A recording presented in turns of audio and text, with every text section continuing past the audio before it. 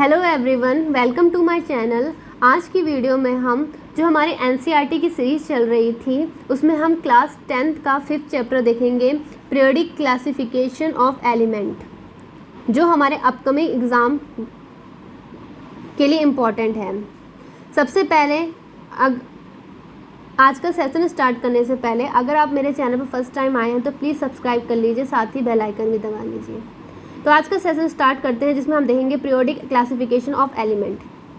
अगर हम एलिमेंट की बात करें तो कोई भी एलिमेंट बना होता है सेम एटम से, जो सबस्टेंस है containing atom of only one type, मतलब इसमें एक ही टाइप के एटम प्रेजेंट होते हैं। जैसे एग्जांपल लें सोडियम, गोल्ड, मैग्नीशियम। तो इसमें अगर सोडियम की बात करें तो इसमें सिर्फ सोडियम के ही एटम प्रेजेंट होंगे, और अगर गोल्ड की बात करें तो गोल्ड में सिर्फ गोल्ड के ही एटम प्रेजेंट होंगे। तो अगर हम टोटल एलिमेंट्स की बात करें तो हमारे अराउंड में कुल 118 एलिमेंट्स प्रेजेंट है अभी तक। साइंटिस्टों ने एलिमेंट को क्लासिफाइड किया है, जिससे हम इजीली इनकी स्टडी कर सकें। हर एलिमेंट को उसको अलग अलग क्लासिफाइड किया है, जिसमें सबसे पहले जो साइंटिस्ट थे वो थे डोबेनियर-ड्रायड। उन्होंने अपना डोबेनियर-ड्रायड दिया था, जिसमें उन्होंने कहा था When the element were written in order of increasing atomic mass, जो डोबेनियर था उन्होंने इंक्रीजिंग एटॉमिक मास में एलिमेंट्स को अरेंज किया था। तो उन्होंने कहा था जो एटॉमिक मास है of a middle was the average of atomic mass of the other two elements. उन्होंने तीन एलिमेंट्स को लिया और उन्होंने कहा कि दो जो एलिमेंट्स हैं और उनके बीच में जो तीसरा एलिमेंट है वो दोनों एलिमेंट का एवरेज होगा। अब इस जो उन्होंने अपनी थ्योरी दी उसकी कुछ लिमिटेशंस थी। ओनली थ्री टायर्ड, मतलब थ्री टायर्ड वो पूरे अच्छे से रिकोगनाइज कर पा रहे थे, उन एलिमेंट्स की प्रॉपर्टी सेम आ रही थी। बट जब फर्दर स्टडी हुई तो और जो एलिमेंट्स खोजे गए उनमें जब इस फॉर्मूले को रखा गया तो वो इसको वेरी नहीं कर पा रहे थे, मतलब उसको सेटिस्फाई नहीं कर पा रहे थे। नेक्स्ट जो इसकी लिमिटेशन थी, जो एटॉमिक मास ऑफ एलिमेंट था वो एक रिलेटिव मास था किसी भी एटम का, अपने एटम का या किसी compound, as compared with the mass of carbon 12, मतलब कार्बन 12 के कंपैरिजन में हम अदर एटम्स एलिमेंट्स को देख रहे थे, इसलिए हम हमेशा हर किसी को कंपेयर किया जाते थे 12 यूनिट से। तो ये भी उसकी कुछ लिमिटेशंस थी। नेक्स्ट आए न्यूलैंड लॉ ऑफ ऑक्टेट, जिन्होंने जो न्यूलैंड थे उन्होंने अपनी जो थ्योरी दी उसमें उन्होंने कहा, उन्होंने जो एटम हैं, जो एलिमेंट्स हैं, उनको इंक्रीजिंग एटॉमिक मास में रखा, में अरेंज किया। तो जो न्यूलैंड की जो सीरीज़ थी उन्होंने increasing atomic mass of element की बेस पे थी। जब उन्होंने अपनी एलिमेंट्स को अरेंज किया तो उन्होंने देखा, उन्होंने ये फाउंड किया कि every 8 element had properties similar to that of first, मतलब फर्स्ट एलिमेंट है और जो 8 एलिमेंट है उन दोनों की प्रॉपर्टी एक जैसी है। अगर बात करें तो जो प्रॉपर्टी सोडियम की है वही लिथियम की है। तो ये उन्होंने अपनी न्यूलैंड लॉ ऑक्टेव थ्योरी में दिया था। इसकी भी कुछ लिमिटेशंस थी, जो इसकी अगर हम फर्स्ट लिमिटेशन की बात करें, applicable only up to calcium. सिर्फ ये सब जो उन्होंने अपनी थ्योरी दी कि हर फर्स्ट और 11th एलिमेंट की प्रॉपर्टी सेम होगी, तो ये सिर्फ कैल्शियम तक ही सही हो रही थी। Property of new element couldn't fit in it, जो बाद में जो नए एलिमेंट्स खोजे गए तो उनमें उनकी प्रॉपर्टी इसमें नहीं फिट हो पा रही थी। इनमें से कुछ जो केसेस थे प्रॉपर्टीज़ ऑफ एलिमेंट के, we are not same as defined by octet, वो सेम नहीं थे ऑक्टेव की बताई हुई तरीके से। Work well only with lighter element, सिर्फ जो उन्होंने अपने ऑक्टेव थ्योरी दी थी वो सिर्फ लाइटर एलिमेंट थे उनके लिए ही सही बैठ रहे थे। इसके बाद आए मेंडलीव पीरियोडिक टेबल। जो मेंडलीव थे उन्होंने भी एलिमेंट्स को अरेंज किया बाय दियर एटॉमिक मास के उसमें, और जो उनकी पीरियोडिक टेबल थी वो बेस्ड थी केमिकल प्रॉपर्टी ऑफ एलिमेंट्स पे। इन्होंने ये फर्स्ट टाइम 8 वर्टिकल कॉलम, जिनको उन्होंने ग्रुप कहा, और 7 हॉरिजॉन्टल रोज कॉर्ड पीरियड दिया था मेंडलीव पीरियोडिक टेबल में। तो पहले हम इनकी जो मेंडलीव पीरियोडिक टेबल थी उसकी अचीवमेंट की बात करते हैं। Element with similar property could be group together. तो उन्होंने सबसे पहले जो उनका अचीवमेंट था, उन्होंने जो काम किया कि जिनकी सिमिलर प्रॉपर्टी थी जिन एलिमेंट का, तो उन्होंने इसको एक ग्रुप में रख लिया। सम गैप, उन्होंने कुछ गैप छोड़े हुए थे अनडिस्कवर एलिमेंट के, उन्होंने कहा था कि यहाँ पर कोई दूसरे एलिमेंट्स आएंगे, तो वो भी उनके सही साबित हुई। और उन्होंने ही जो नोबल गैस थी उनको अलग से प्लेस कर दिया था विदाउट उनको डिस्टर्बिंग उनकी एग्जिस्टिंग ऑर्डर को जाने भी नहीं, उनको पहले ही अलग उन्होंने प्लेस कर दिया था नोबल गैसेस को। अब आती है मेंडलीव की जो पीरियोडिक टेबल थी उसकी लिमिटेशन की थी, क्या थी? No fix position for hydrogen. Hydrogen की जो पोजीशन थी उनको फिक्स नहीं कर पाए थे। नो प्लेस फॉर आइसोटोप्स, जो आइसोटोप्स थे वो भी उन्होंने प्लेस नहीं किए थे। No regular trend in atomic mass, जो एटॉमिक मास था उनमें कोई रेगुलर ट्रेंड नहीं देखने को मिल रहा था, तो ये कुछ उनकी लिमिटेशंस थी। इसके बाद आता है मॉडर्न पीरियोडिक टेबल, जिसे हम आज भी पढ़ते हैं।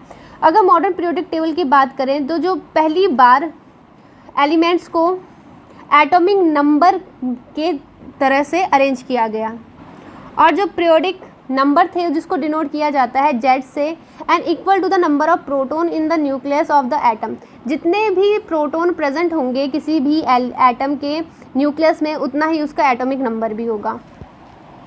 जो मॉडर्न पीरियोडिक टेबल थी उसमें अब 18 वर्टिकल कॉलम थे और 7 ग्रुप हॉरिजेंटल ग्रुप रो, जिसको पीरियड कहा गया था, वो बनाए गए।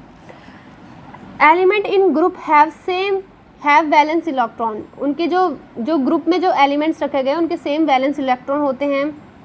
जो नंबर ऑफ सेल है वो इंक्रीज होते जाते हैं go down to the group. जब हम ग्रुप में डाउन तरफ जाते हैं तो सेल्स की जो नंबर ऑफ सेल्स है वो इंक्रीज होते जाते हैं। Element in period have same number of shell, जो एक पीरियड में जो एलिमेंट्स होते हैं उनके सेम नंबर ऑफ सेल्स होते हैं, और जैसे जैसे पीरियड में आगे बढ़ते जाते हैं तो new electronic shell getting filled, मतलब जो नया इलेक्ट्रॉन है वो ऐड होता जाता है। नेक्स्ट है number of element place in a particular period depend होता है upon the fact that how electron are filled into a various shell. इसी से हम नंबर ऑफ एलिमेंट कितने प्लेस होंगे ये पता कर सकते हैं। हमें जब भी अगर हम इलेक्ट्रॉन को किसी सेल में फिल करते हैं तो जितने ज़्यादा maximum number of electron that can be accommodated in shell, ये डिपेंड करता है फॉर्मूला 2n² पे। अगर इसमें जो n है इसकी बात करें तो ये जो n है is a number of the given shell, जो हमारा एटम होता है उसके बाहर जो सेल्स होते हैं जिनमें इलेक्ट्रॉन लगते हैं, तो ये डिपेंड करता है 2n² फॉर्मूले पे। अगर हम इसको एग्जांपल में देखें, हमें पता है जो K सेल होता है उसमें सिर्फ 2 इलेक्ट्रॉन्स आते हैं, तो ये हमारा फर्स्ट सेल होता है, तो 2 मल्टीप्लाई n की जगह पे हमें रखना है K है फर्स्ट सेल, तो 1², तो इसमें आएंगे 2 elements in the first period L। उसी तरह दूसरा पीरियड जो होता है उसमें अब दूसरा सेल है तो उसमें हम n की जगह पे 2 लेंगे, तो ये यहाँ पर हो जाएगा 8। तो दूसरा जो हमारा सेल होता है उसमें 8 एलिमेंट्स आते हैं सेकंड पीरियड में। उसी तरह कोई भी एलिमेंट किस पोजीशन पे है पीरियोडिक टेबल पे, ये बताता है कि उसकी रिएक्टिविटी कैसी होगी। अब हम कुछ ट्रेंड्स देखेंगे इन मॉडर्न पीरियोडिक टेबल में कौन कौन से ट्रेंड्स दिए गए हैं। सबसे पहले आती है वैलेंसी। वैलेंसी की बात करें तो जितने भी number of valence electron present होंगे किसी भी एलिमेंट के आउटर मोस्ट सेल में, उसी को उसका नंबर ऑफ उसकी वैलेंसी कहेंगे। सेकंड है एटॉमिक साइज।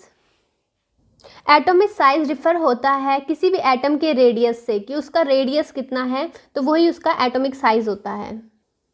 नेक्स्ट है एटॉमिक साइज और radius decrease in moving from left to right. जैसे जैसे हम लेफ़्ट से राइट की तरफ जाते हैं जो एटॉमिक साइज होता है वो डिक्रीज़ करता जाता है पीरियड में। ये इसलिए होता है क्योंकि जो उनका न्यूक्लियर चार्ज होता है वो इंक्रीज़ करता जाता है जब वो पीरियड में लेफ़्ट से राइट जाते हैं।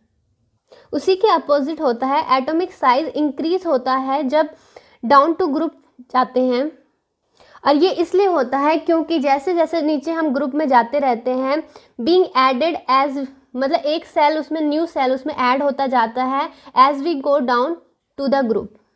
नेक्स्ट हम इसमें देखेंगे मेटेलिक कैरेक्टर। मेटेलिक कैरेक्टर में भी हम एलिमेंट्स को डिवाइड करते हैं। अगर मेटेलिक कैरेक्टर की बात करें तो ये किसी भी एलिमेंट की टेंडेंसी को बताता है कि वो एटम को कितना लूज़ करे, मतलब वो लूज ऑफ इलेक्ट्रॉन को बताता है। Tendency to lose of electron को ही मेटेलिक कैरेक्टर कहते हैं। और जो मेटेलिक कैरेक्टर है वो डिक्रीज होता जाता है जहाँ पीरियड में लेफ़्ट टू राइट जाते हैं। ये इसलिए होता है क्योंकि जो इफ़ेक्टिव न्यूक्लियर चार्ज है वो इंक्रीज़ होता जाता है।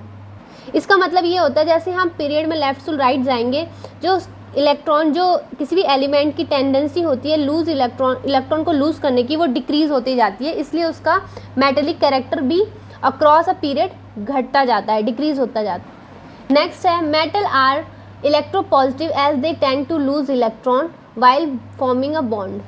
जो मेटल्स होते हैं वो हमेशा इलेक्ट्रोपॉजिटिव होते हैं क्योंकि वो इलेक्ट्रॉन को लूज़ कर देते हैं और एक बॉन्ड बना लेते हैं अदर एलिमेंट के साथ, अदर एटम के साथ। इसी के अपोजिट जो मेटेलिक कैरेक्टर होता है वो इंक्रीज होता है as we go down a group as effective nuclear charge is decrease. और जो उसका इफेक्टिव ये इसलिए होता है क्योंकि जो उसका इफेक्टिव न्यूक्लियर चार्ज है वो डिक्रीज हो रहा है और जो मेटेलिक कैरेक्टर होता है वो डाउन टू ग्रुप बढ़ता जाता है क्योंकि जो नंबर ऑफ इलेक्ट्रॉन को लूज़ करने की प्रॉपर्टी होती है वो बढ़ती जाती है। Non metal are electronegative. इसी के अपोजिट जो नॉन मेटल होते हैं वो इलेक्ट्रोनेगेटिव प्रॉपर्टी के होते हैं। They tend to form bond by gaining a electron. जब कोई इलेक्ट्रोपॉजिटिव जो एटम है वो अपना इलेक्ट्रॉन दे देता है और कोई इलेक्ट्रोनेगेटिव एलिमेंट उसमें ले लेता है तो ये एक बॉन्ड को बना लेते हैं, उनके इलेक्ट्रॉन के बीच में एक बॉन्ड बन जाता है। हमेशा जो हमारी पीरियोडिक टेबल है उसमें जो मेटल है उनको रखा गया है लेफ़्ट साइड में पीरियोडिक टेबल के, और जो नॉन मेटल्स हैं वो राइट हैंड साइड में पीरियोडिक टेबल में रखे गए हैं। और जो मिडल में है या उनको सेमी मेटल या मेटलॉइड भी कहते हैं because they exhibit same property of both metal और नॉन मेटल। कि जो इनकी प्रॉपर्टी होती है वो थोड़ी बहुत मेटल से भी और नॉन मेटल से ही मिलती है, इसलिए जो मिडिल में है वो सेमी मेटल्स हैं या मेटलॉइड्स हैं।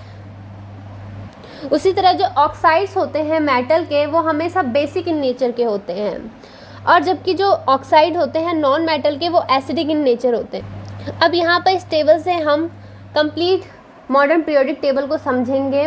ग्रेडिएशन इन पीरियोडिक प्रॉपर्टीज़ को हम देखेंगे। सबसे पहले जो प्रॉपर्टी आती है वो होता है एटॉमिक साइज़ की। हमने देखा जो वेरिएशन अक्रॉस पीरियड में जो एटॉमिक साइज़ होता है वो हमेशा डिक्रीज़ करता है। इसका रीज़न ये है क्योंकि due to increase in nuclear charge, क्योंकि जो उनका न्यूक्लियर चार्ज है वो बढ़ता जाता है इसलिए पीरियड में वो डिक्रीज़ होता जाता है।